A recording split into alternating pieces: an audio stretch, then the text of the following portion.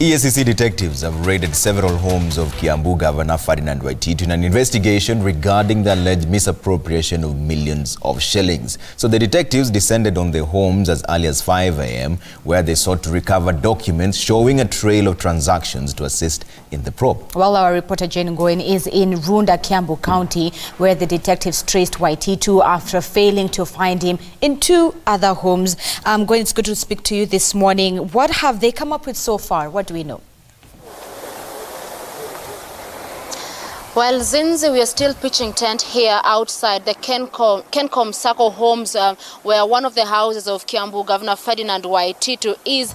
We are still trying to gain access. The security guards have told us that there's no space there, that the space is filled, and we are still trying to gain access to try and also see what is happening there. But from the period we've been here since early morning around 7 o'clock, we've seen several detectives coming in, and as you can see, the gates here remain shut. Actually, a few minutes ago when we were waiting here, another host of detectives came in and also went in, and we believe, as from the information we have from EACC, is that they are looking for some files and documentation that will help them with investigations. Ferdinand Waititu, among other governors, being investigated for alleged misappropriation of monies. Remember, this is coming from even previous audit queries.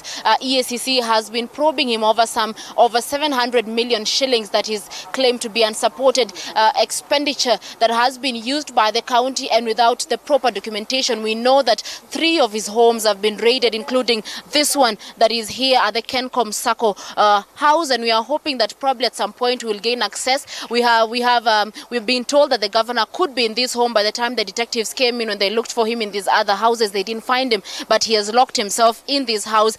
We are waiting for the detectives to probably get him, and they are saying that once they are able to get hold of him, they will be taking him to the EACC offices at Integrity Center to also question him relating to that issue. But it remains really unclear over what the EACC detectives are looking for, the particular matter in question. But remember, there have been questions that have been raised over sort of his wealth. There are claims, even when he appeared before the Senate Public Accounts and Investments Committee, we saw claims being raised of that the governor had all of a sudden become wealthy, and there are questions whether that wealth was legally acquired. So we don't know if that is part of what the EACC detectives are looking for. We are hoping that at some point we'll be able to get probably information even from the officials of the Ethics and Anti-Corruption Commission over what they're looking for. But what we know is that the Governor Ferdinand Waititu is holed up in a house in this estate, and detectives have been pitching that they are outside his home, and they're trying to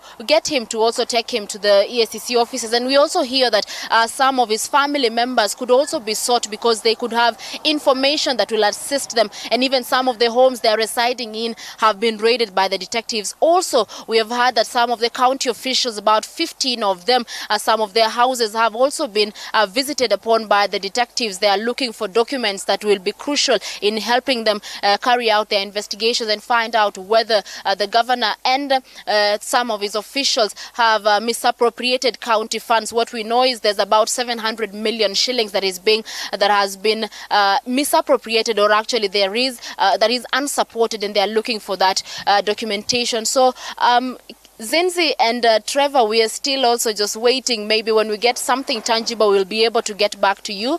But as we know so far is that the detectives are here. They've been here since early morning, about 6 o'clock, and they are still looking for documents that will help them with investigations. Zinzi? Going and one other question is, do we know anything about the 15 others who are being sought after? Has any of them been arrested? Do we know whether they're county officials, relatives, business associates, or businessmen and women? What do we know about them?